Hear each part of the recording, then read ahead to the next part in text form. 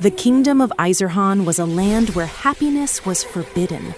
Laughter was treated as a crime, color as rebellion, and dreams as sin. Years ago, a blind curse had wrapped itself around the kingdom, stealing color from people's hearts. The color red was especially banned because it was said that red ignited the fire of the heart, and that fire was what the rulers feared the most. In that same kingdom lived Princess Zahra.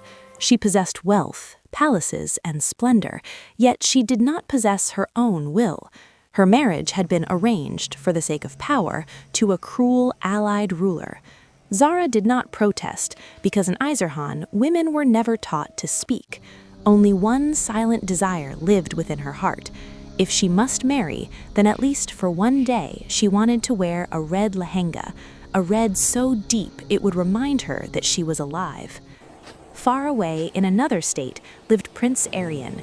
Though a warrior, he was not cruel. He had known Zahra since childhood and understood that this was not a marriage, but a sacrifice.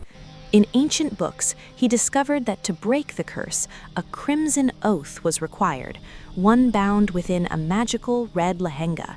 The condition was cruel. Whoever obtained it would have to sacrifice their most precious possession.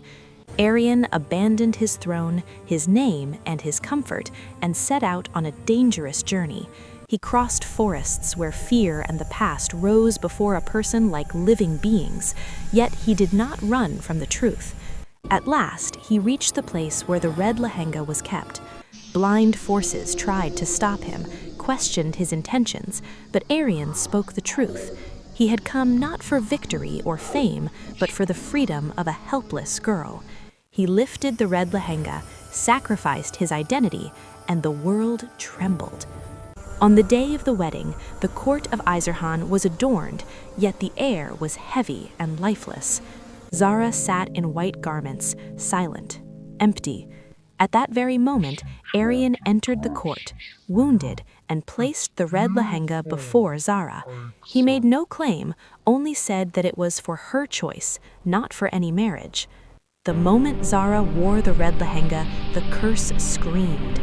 Walls shook, darkness began to melt, and for the first time, red became not fear, but power. Zahra made her own decision, and that moment became the reason for the curse's end.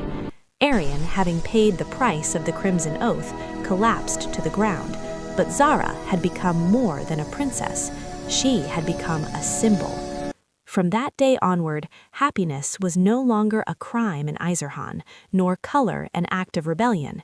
It is said that the red lehenga is kept somewhere safe, but its true magic lives within this story, one that teaches that the greatest proof of love is not possession, but freedom.